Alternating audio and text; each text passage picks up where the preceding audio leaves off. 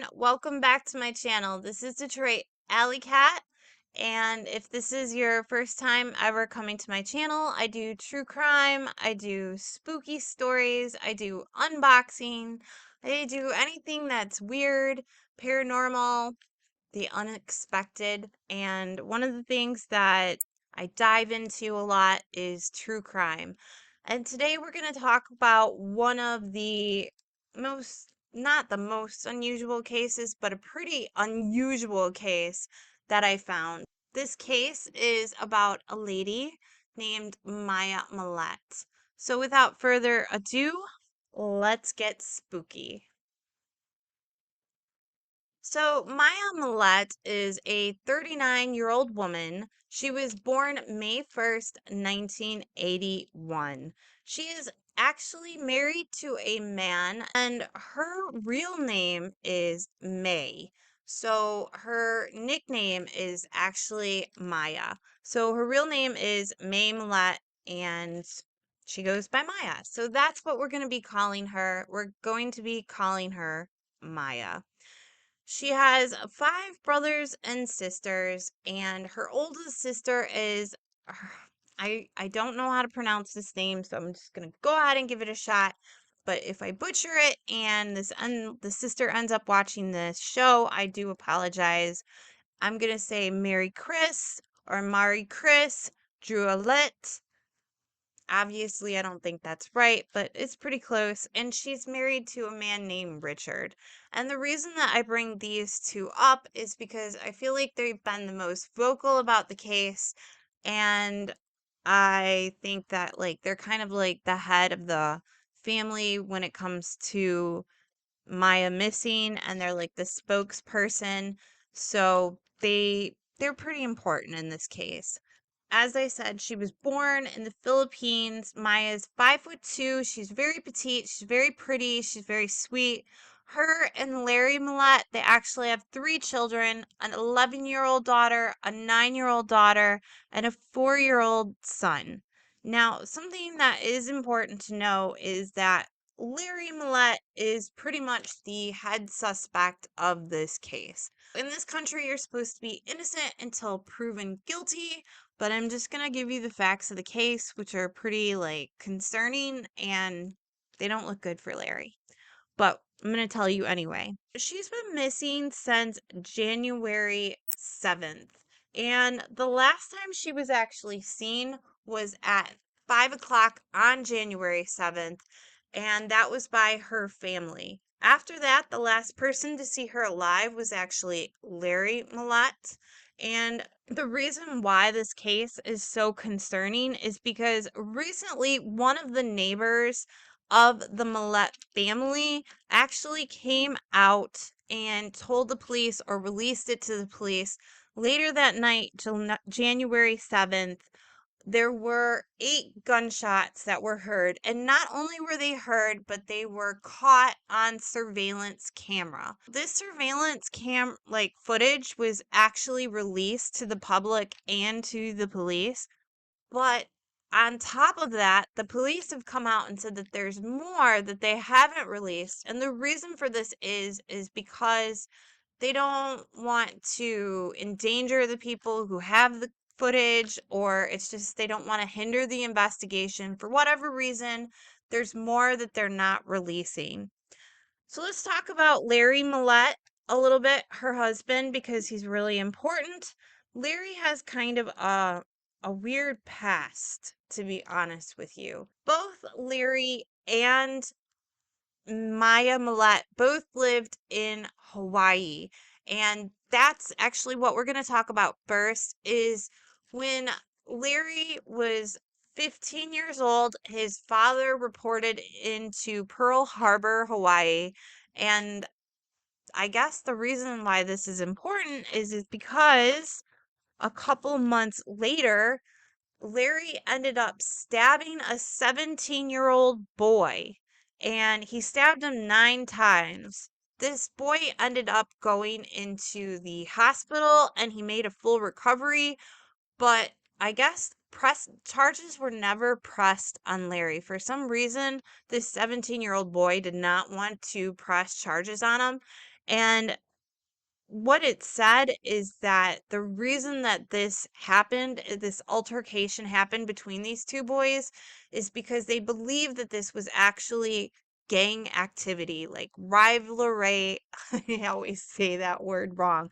Like two gangs fighting against each other, or they just were not like, these were just two people that were on different gangs and they got into a fight. I know that I did not explain that like gangster enough or whatever, but that ended up happening, and it kind of speaks to his character a little bit. And after that, Larry ended up going ahead and enlisting in the Navy in the year 2000, and he was in the Navy from 2000 to 2005. And that has a lot to do with where they are today. But let's backtrack a little bit. We're going to go back to the future, like the movie. Not funny, right? All right. On 2007, Maya Millete went missing. She went missing at 5 o'clock. It's important that we go through the timeline because this is going to help you understand the case a little bit. At 5 o'clock that day, she went missing. Later on that night, it was heard, gunshots were heard, and she was never seen from again. 2 days later, on January 9th, her sister ends up reporting her missing. Larry doesn't end up reporting her missing. Her sister does.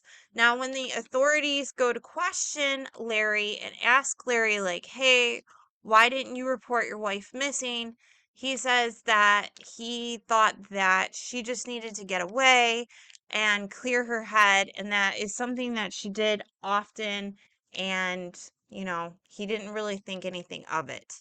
He never said anything about it at all, which strikes me a little bit odd because on January 9th, his daughter was celebrating her birthday with the whole family by going to a campground. And it just doesn't seem like that's something that Maya would have missed, is her daughter's like celebration with her family on January 9th. And something else that is really important to talk about before we move on is on January 7th, Maya actually signed up to have an appointment with an attorney to have a divorce with Larry. And we'll talk about that too in a minute. But she made this appointment for January 12th. On January 9th, her daughter has her birthday party or her birthday vacation, and she never shows up for that. And then January 12th is the day that she had the appointment to talk to her attorney about a divorce with Larry, and she didn't show up for that. That's really weird. So let's talk about a little bit of the things that led up to her disappearance. Let's talk about the year prior to Maya's disappearance because this is really important. On January 3rd, Maya went on a camping trip with her family and her husband. And while they were on this camping trip, apparently her and her husband ended up getting into a fight about the Jeep Wrangler they owned. I don't know the specifics. It just sounds like they just started fighting. And after they got done fighting, it's reported that Maya sat down with her family and she basically said that if I go missing or you can't find me, Larry did it. Larry had something to do with it. And it's really important that she said that to her family 4 days before she goes missing. Also, the couple had been having a lot of problems in the year. Like, Larry was accusing Maya of having an affair on him. Now, there's really been no proof I've seen of Maya's relationship with somebody else besides Larry's, but what we do know is that Larry got really jealous and possessive, and he talked about how she was having a affair on him, like a lot.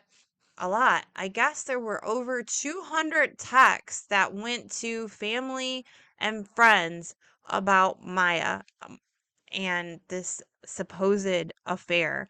He actually ended up saying to one somebody, and they came forward to the police, and they said that he offered someone $20,000 to kill Maya's boyfriend, and he wanted to, and the quote was, take this fool out. Just weird.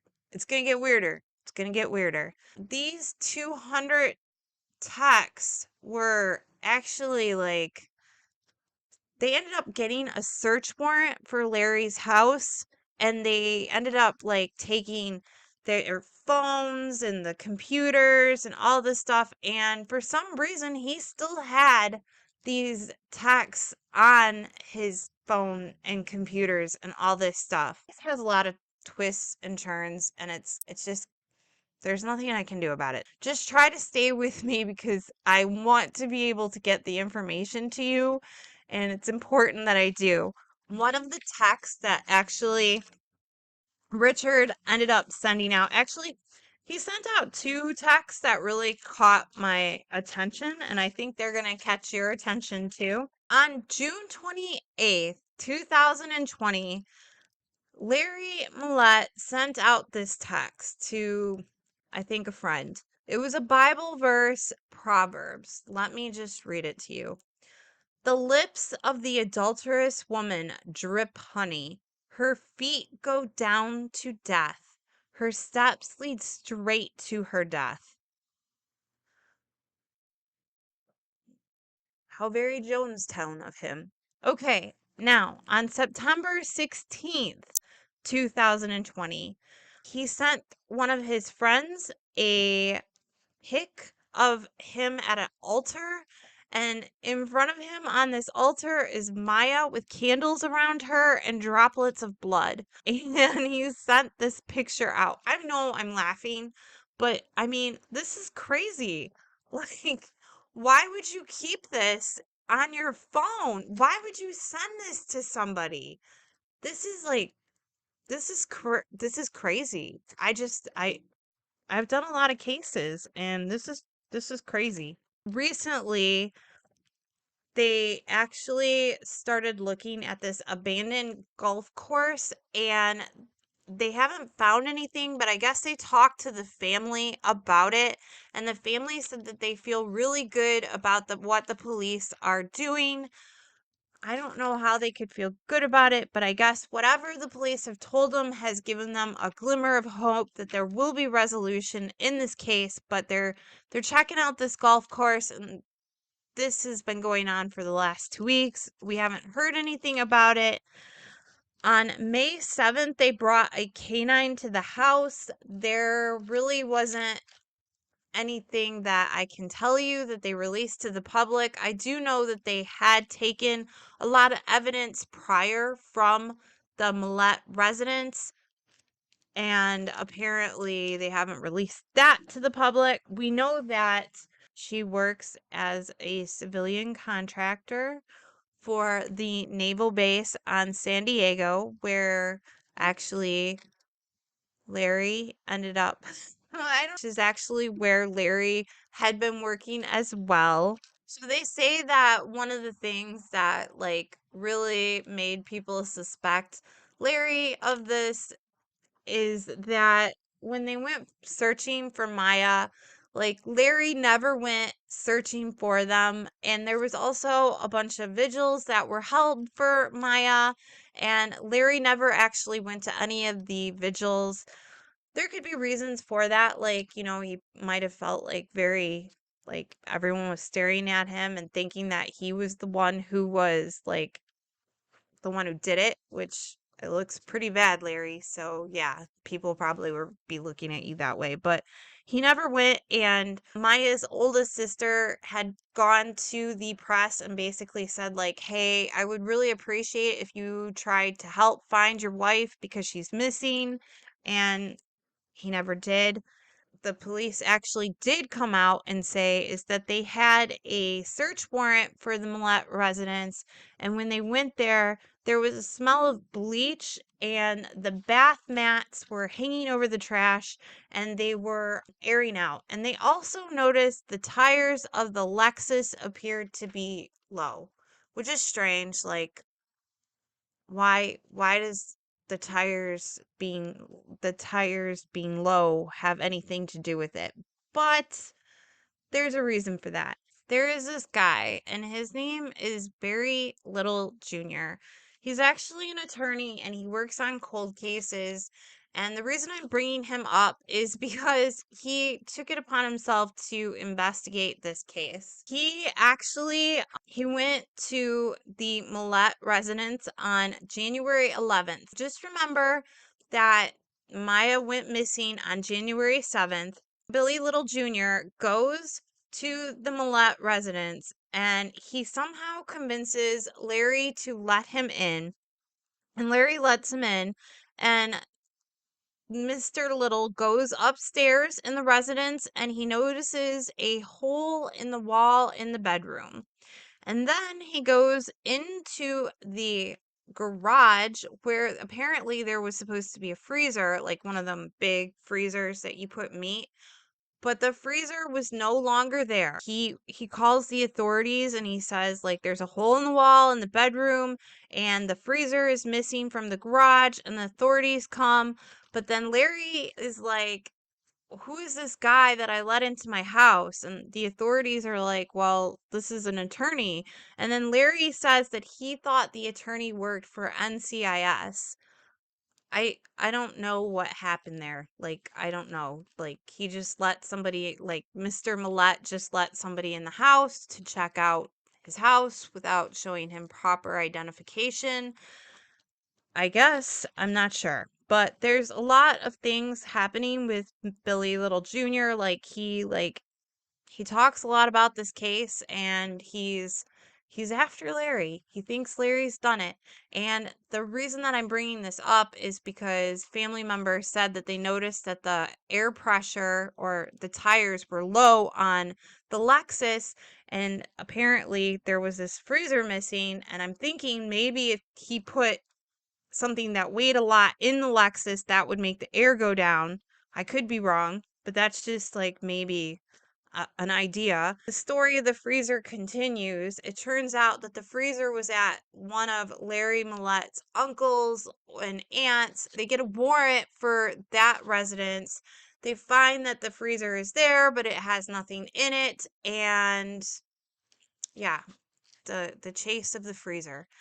There has been like 31 search warrants issued in this case. Some things that are also kind of weird that I should mention is that when Larry went off the deep end and he was telling everybody that Maya was having an affair, he ended up calling Maya's supervisor and telling him like, "Hey, you can't let her work with any of her male coworkers," which how often do you hear about something like that happening? Like, how often do husbands call their wives' jobs to ask them not to let them work with males? But apparently, Larry thought that was totally normal, and he did that. Also, I just want to make mention that, like, they live in Chula Vista, California, and the police department in Chula Vista are very active in this case, and they're constantly talking about what's going on, and they're looking for her. They're very hopeful that something's going to happen in this case. There were some skeleton remains that were found on Huntington Beach in Orange County, and that was like a big deal. And they actually found out that these skeletal remains were not Maya's, they were actually animals. It recently came out that Larry owns 22 firearms, and only 8 of these firearms are registered to him. And I think the reason that they're checking out the firearm situation is because of the surveillance camera footage of 8 gunshots going off that night when Maya went missing. On May 5th, they had a temporary gun restraining order that they filed and had Larry actually surrender all of his firearms to the police department. I think that's pretty much where we are with this case. I am really sorry on how crazy this case is and how like all over the place it is. I really tried to do my best. I'm going to be honest. I recorded this like probably I think 6 times. 6 times because I didn't know where to go with it. It's just crazy. Like the text that he sent and him calling her job and just the fact that they found bones, and I'm sure that I missed something. I really don't. I just it looks bad. It looks bad for Larry and it looks bad for Maya. And if you have any idea where Maya Millete could be, or if you have any information that can lead to her possibly being found, please don't hesitate to call the Chula Vista Police Department. I'm actually going to go ahead and put the information up on the screen for you. Hopefully, this video does some kind of good for her. I know that it was very hard for me to do for so many reasons. She's she's still missing. It's not looking good, but no one's really given up hope that there's going to be some kind of resolution. And if you stuck through it this whole case with me. I really appreciate it. Thank you so much for watching my channel. Please leave me a comment on what you think about this video. Tell me what you think about this case. Do you know anything? I hope you have an amazing week. Thank you so much for watching my video. And as always, stay spooky and stay safe. Bye.